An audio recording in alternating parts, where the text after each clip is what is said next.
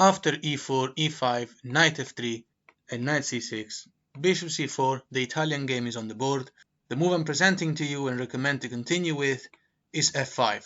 This is called Rousseau Gambit. If white had played bishop to b5 here, the Spanish opening, then the same move will happen, but this is called the Schliemann Gambit, which is also what we use against the Spanish, so you can check it out in my channel.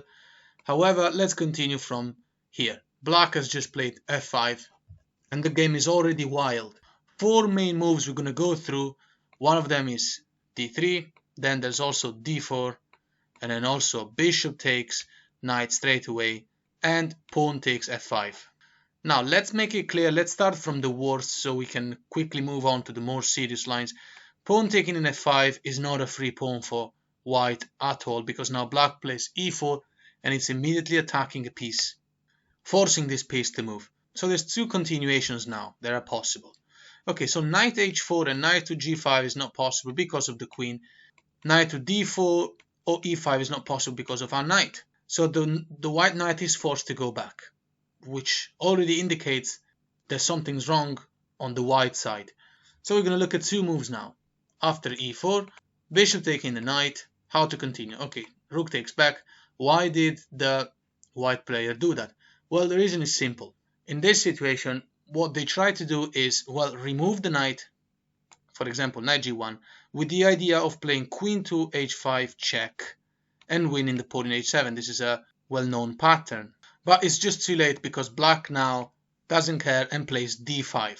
So after queen h5 check, it looks like we're gonna give up a little bit of material, but there's nothing really. g6, attacking the queen, and after queen to h7, attacking the rook, rook to g7, the rook is defended by the bishop, and after queen h8, the black player is literally completely developed after bishop to f5.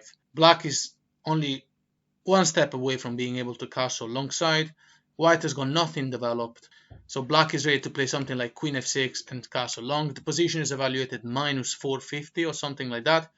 So let's move on to see another variation of this line from the start. So knight f3, knight c6, bishop c4, f5, and we're looking at pawn takes. Okay, pawn to e4 and bishop takes, rook takes back, and now the white player can pin the pawn with queen to e2. Now here we continue with queen to e7, unpinning the pawn, meaning that now the threat of the knight is renewed. White has to play the only move in this position, which is knight to g1, because every other square where the knight could have gone to was attacked by a black piece. Okay, now black plays d5, and the center belongs to the black player. Besides, we're going to take this pawn on f5. After knight to c3 by white, and by the way, d3 here to kind of challenge the center of the black player doesn't work. He actually loses terribly to knight to d4, attacking the queen and also attacking the square of c2, where we're going to be trying to make a fork, winning the rook. And now the queen will have to basically go back, queen to d1, but now pawn takes. This is a check by the queen, it's a discovered check. What is white going to do? Well, blocking is pointless because knight c2 makes a fork and wins a lot of material. Moving the king maybe to f1. I mean, knight c2 simply traps the rook. The white player's got nothing. In this position, we just said that d3 is not possible. What happens after knight c3? Normal developing move. Black plays knight to b4, targeting the exact same weakness. And now nothing works to stop it. Okay, d3, you might argue, what about d3 right now? Well, there's a bigger problem now. Black simply takes the pawn in d3 anyway. The queen cannot take back because of the knight. And now either pawn takes back or queen swaps with bishop. It doesn't make too much difference. The threat on c2 is always going to be there. So after pawn takes back, let's say here, black bishop takes back. You could have even done knight to c2 and win the rook, but then your knight gets trapped later on. Whatever, black is winning basically no matter what. After bishop takes, now we have also a threat of playing simply knight d3.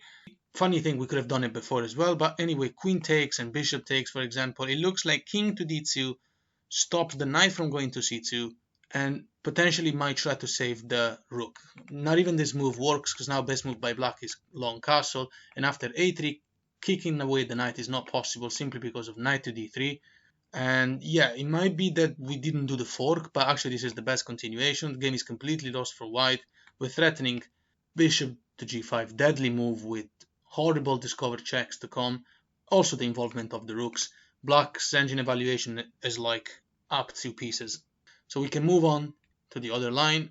So here, straight after queen e2 pinning the pawn, we play queen to e7, I'm pinning the pawn, and after knight to g1, d5. After knight to c3, go for the weakness in c2. So knight b4. Let's look at this move, king to d1. Now here the white player loses the right to castle and doesn't really have a good square to develop this knight. So he's going to have a problem developing his pieces. But if he gets to trade everything, trade pieces, then he can go to an equal endgame. So black continues with bishop taking in f5. And we are threatening to take the pawn in c2. So even if the white player found a way to swap queens and reduce the initiative, nothing's really going to help. What happens after a3 then? It looks like we're going to get our knight kicked out, and then straight away the knight can take in d5 with an attack on the queen. It looks really good for white, but it's already too late to fix the problem because now knight takes in c2. And now white knight takes in d5 doesn't work because of queen c5, defending the knight and attacking the opponent knight.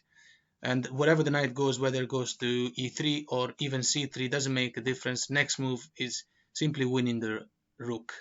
Black is completely winning. And a couple of moves ago, if instead of knight taking in d5, white takes the knight with the king, black's best move is long castle. We're going to recapture this knight soon enough. There's absolutely nothing that the white player can do. Black has this rook on a central file. These two pawns are coming lethal. There's a discover check, bishop pair, and well, this rook is the only one that is out of the game, but white's pieces, none of them is in the game. This bishop can never play, this rook can never play, this rook can never play, and the knight can only go to h3 from where he will be doing nothing.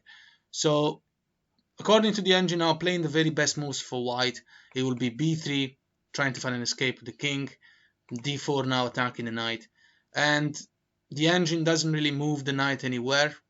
Well, obviously, because let's say knight b5 or something, well, d3, right? You're winning the game. So now king b2 is the best move. And funny thing, of course, we're not going to take knight. Black's best move is g5. The reason is we want to place this bishop into this glorious diagonal. So now the best move is queen to c4 for white, activating the pieces, attacking the rook. There's also like knight to d1. So yeah, I just wanted to prove that the white player cannot save the extra piece. Black now goes on with rook to g6, the idea of transferring the rook on the queen side. And after d3 by white, providing the possibility for the bishop to get out, for the rook eventually to get out, and also for the queen to be connected with the king, potentially joining the defense. Black plays rook to b6, careless of that. And there's no moves. The white bishop cannot just play bishop to d2, for instance, because queen f7 threatening to win the game with this attack on b3, and if b4 to stop it, we still have the threat of playing pawn takes. The queen is now completely locked away from the defense of the king.